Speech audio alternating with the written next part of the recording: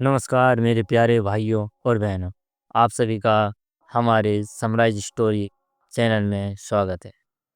दोस्तों, ये वीडियो आपके लिए बहुत ही स्पेशल और यूजफुल साबित होने वाली है, क्योंकि इस वीडियो के ज़रिए मैं the richest man in Babylon Hindi sunrise के बारे में पूरी जानकारी, जो आपको पैसों के बारे में बहुत कुछ सिखाने वाली है, देने वाले हैं।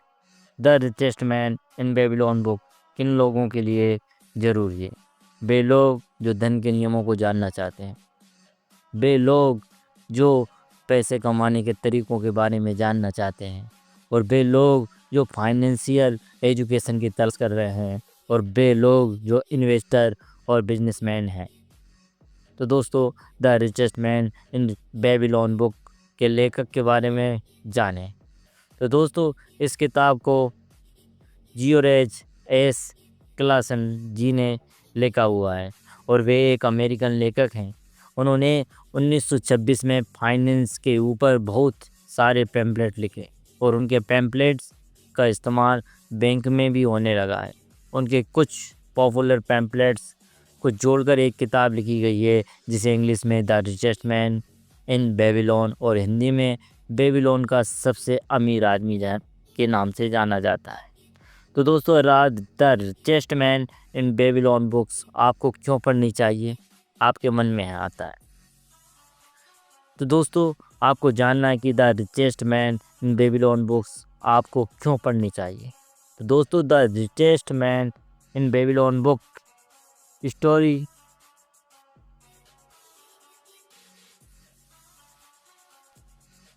दोस्तों, the richest man in Babylon books में लिखी हुई, और इस किताब में फाइनेंशियल सक्सेस के संबंधित बहुत सारी कहानियाँ लिखी हुई है।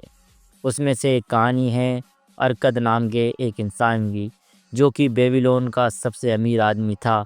उससे उसके कुछ दोस्त उसके सफलता का सीक्रेट्स पूछते हैं, तो वह अरकद अपनी सफलता यानी कि अपनी अमीरी बनने तक की कहानी को उनके साथ शेयर करता है। दोस्तों, वही कहानी मैं आज आपको इस वीडियो के माध्यम से बताने वाला हूँ। तो दोस्तों, इस वीडियो को अपने दोस्तों में शेयर ज़रूर करें, और इस वीडियो की जो 3 महत्वपूर्ण लेसन्स आपको सीखने को मिलने वाले हैं, इसलिए इस वीडियो को आखिरी तक ज़रूर देखें।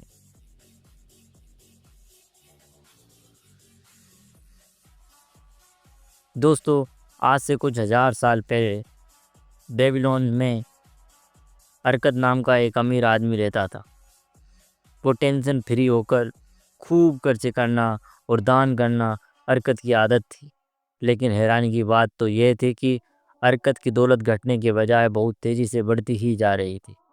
एक दिन अरकद से मिलने के लिए उसके कुछ दोस्त आए, और उन्हें अरकद से कहा, अरकद, तुम हमसे ज़्यादा खुशकिस्मत हो। तुम बेबीलोन के सबसे अमीर आदमी बन गए हो।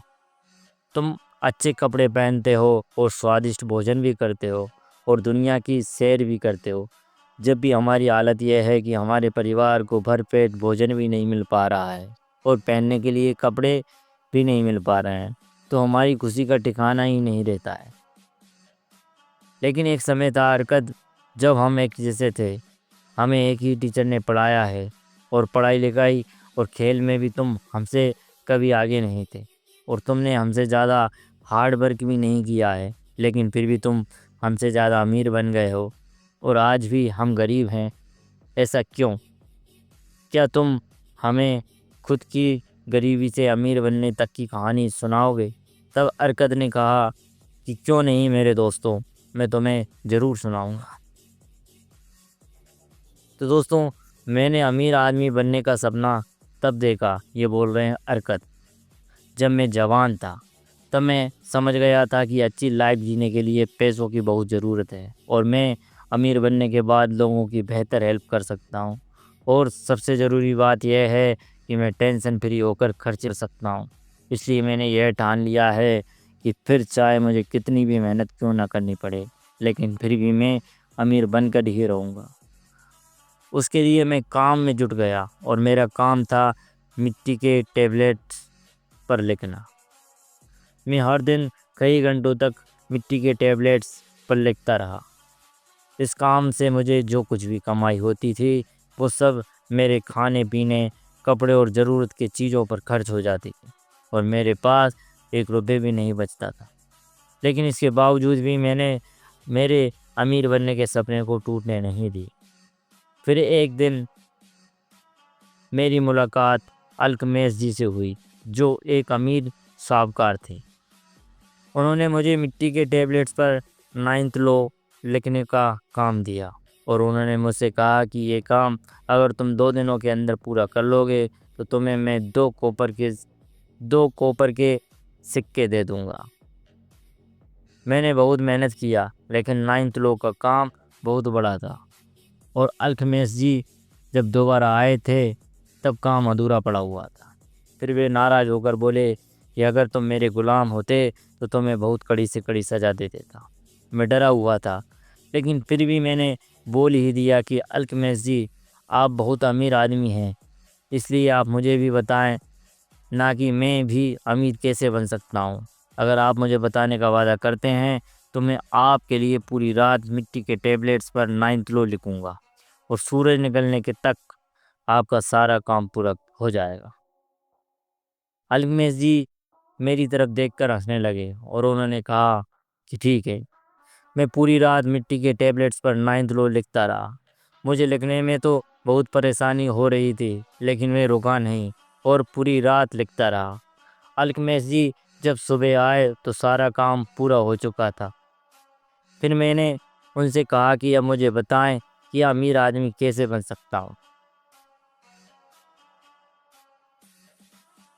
तब अल्केमिस्ट जी बोले कि बेटे, मैं तुम्हारे काम से खुश हूँ और अब मैं तुम्हें अपने टॉप सीक्रेट्स बताने जा रहा हूँ, तो इसलिए उन्हें ध्यान से सुनो।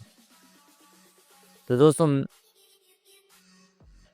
मैं अमीर आदमी तब बन गया जब मैंने ये फैसला किया कि मैं अपनी कमाई का 10% हिस्सा अपने आप को दे दूँगा। अगर तुम भी ऐसा ही करोगे तो तुम भी जल्दी ही अमीर आदमी बन जाओगे। और इतना बोलकर वो चुप हो गए। तब मैंने कहा कि सिर्फ इतना ही। तब अल्केमिस्ट जी ने बोला कि बस इतने ही नहीं, एक गरीब लड़के को जो कभी भेड़ चराता था, आज उसे साहूकार बना दिया है, जो आज तुम्हारे सामने खड़ा है। क्या तुम कपड़े बेचने वालों को उनके कपड़ों के बदले पैसे नहीं देते? क्या तुम जूते बेचने वालों को उनके जूतों के बदले पैसे नहीं देते? और उसके बाद वो मुझसे बोले कि चलो ये बताओ कि तुम्हारे पिछले महीने की कमाई कहाँ है और पिछले साल की कमाई कहाँ है। हरकत, तुम पागल हो। तुम बाकी सबको ईमानदारी से पैसे देते हो, लेकिन खुद को कुछ भी नहीं देते, इसलिए आज तुम गरीब हो। हरकत, तुम अपने लिए नहीं बल्कि दूसरों के लिए काम करते हो। याद रखो कि हर वो गोल्ड का सिक्का जो तुम बचाकर अपने आप को दे दोगे, वो तुम्हारे गुलाम बनकर तुम्हारे लिए काम करेगा और आगे चलकर वो तुम्हारे लिए काम करके तुमको और भी ज़्यादा सिक्के कमा कर देगा।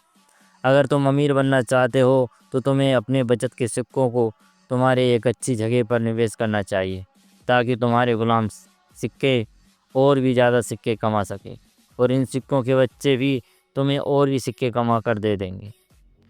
हरकत, तुम मुझ पर विश्वास करो। मैं तुम्हें ये सीक्रेट्स बताकर तुम्हारे काम के बदले में मैं तुम्हारे 1000 गुना ज़्यादा तुम्हें पे कर रहा हूँ। हरकत, तुम्हें अपनी कमाई का 10% हमेशा अपने लिए अलग से बचा कर रखना चाहिए, जो कि 10% से कम नहीं होना चाहिए। हरकत, दौलत भी एक छोटे से पेड़ की तरह उगती है। हरकत, तुमने तुम्हारे कमाई से बचाए हुए 10 सिक्के वह बीज होगा जो तुमसे तुम्हारी दौलत का पेड़ उगेगा। अब हरकत, तुम जितने ईमानदारी से अपनी कमाई का 10% अपने आप को दोगे, तो यह उस पेड़ को पानी देने जैसा होगा और यह काम तुम जितनी जल्दी करोगे उतनी जल्दी ही तुम उस पेड़ की छांव में आराम कर सकते हो। और इतना बोलकर अल्केमिस्ट जी वहाँ से चले गए।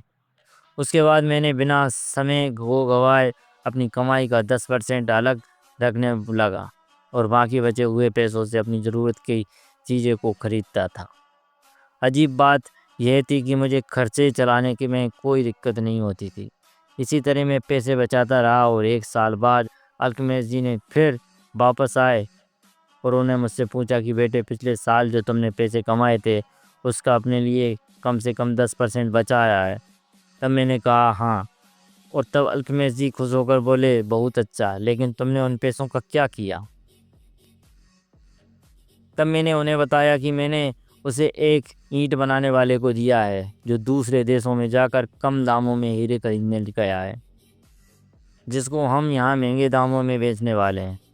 और जो फ़ायदा होने वाला है उसको हम आपस में बांटने वाले हैं। यह सुनकर अल्केमिस्ट जी बहुत गुस्सा हो गए और मुझसे कहा कि जाओ तुम अरकत, तुमने अपने सारे पैसे खो दिए और तुमने कैसे समझ लिया कि एक ईंट बनाने वाले को असली हीरों की नॉलेज होगी?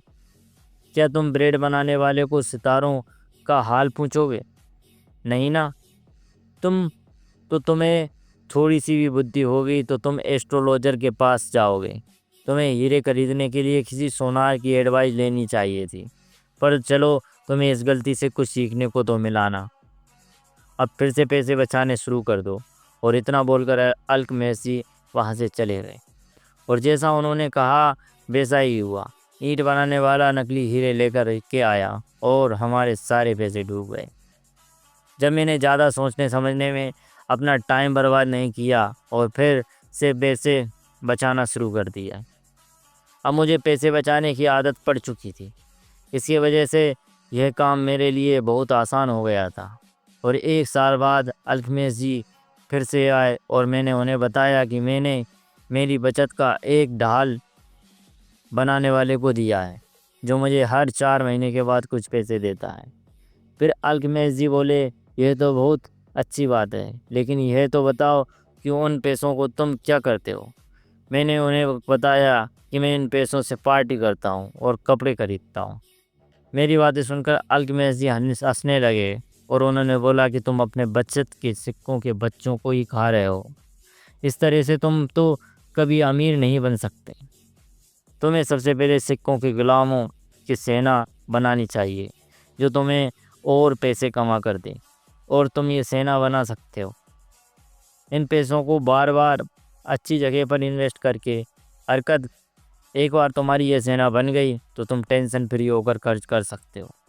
तुम्हारी ये सेना तुम्हें हमेशा पैसे बना कर देगी। इतना बताने के बाद अल्केमिस्ट जी चले गए।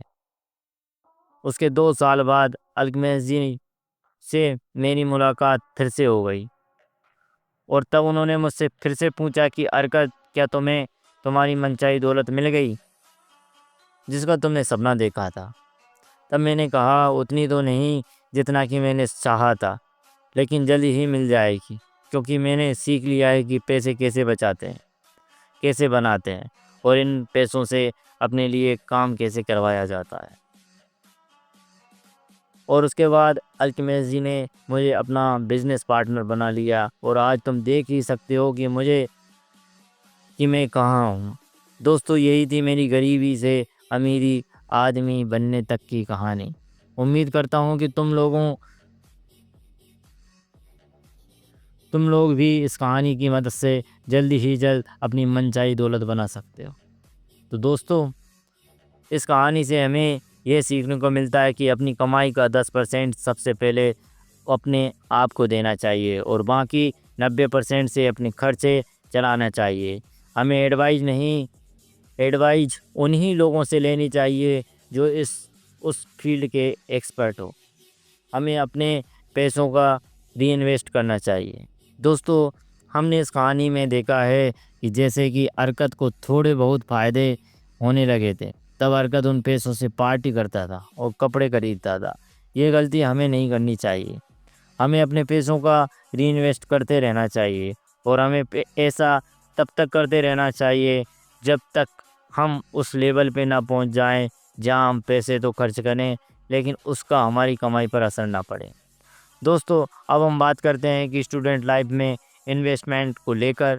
तो हमारे पास तो ज़्यादा पैसे नहीं होते क्योंकि स्टूडेंट थोड़े ही काम करता है और पैसे कमाता है। स्टूडेंट्स को जितना घर वालों से पॉकेट मनी मिलती है उस पर ही गुजारा करना पड़ता है, और जो कुछ भी 100 या 50 होते हैं तो सब खाने पीने में ही निकल जाता है। तो इस सिचुएशन में क्या करें? तो दोस्तों, इसका भी मेरे पास एक सॉल्यूशन है। दोस्तों, दिल पर पत्थर रखकर आपको जो कुछ भी 10 या 50 रुपए घर से मिल रहे हैं ना, उसको आप बचाना शुरू करिए और उनसे अच्छी अच्छी किताबें खरीदें और उन्हें पढ़ना शुरू कीजिए। क्योंकि दोस्तों, ये बहुत मैटर करता है कि आप कौन सी किताब पढ़ रहे हों और इंटरनेट पर कैसे कैसे आर्टिकल्स पढ़ रहे हों और यूट्यूब पर कौन सी वीडियोज़ देख रहे हों, आप किन लोगों से दोस्ती कर रहे हो। ये सब सारी चीज़ों बहुत मैटर करती है कि आप कैसे इंसान बनेंगे। दोस्तों, अगर आप ये सोच रहे हैं कि हमें किस किताब से पढ़ना शुरू कर देना चाहिए, तो हमारे इस वीडियो से और वीडियो में नीचे मैं आपको एक लिंक दे दूंगा जिसमें किताबों की पोस्ट, जिसमें लाइफ चेंजिंग किताबों की समरी पोस्ट की हुई है। उन्हें आज और अभी से ही पढ़ना शुरू कर दीजिए। और दोस्तों, अगर आप नए हो तो इस चैनल को सब्सक्राइब कर लें, जिससे आपको आपकी लाइफ चेंजिंग करने की वीडियो आप तक पहुंचती रहे। एंड तक बने रहने के लिए बहुत बहुत धन्यवाद। जय हिंद, जय भारत।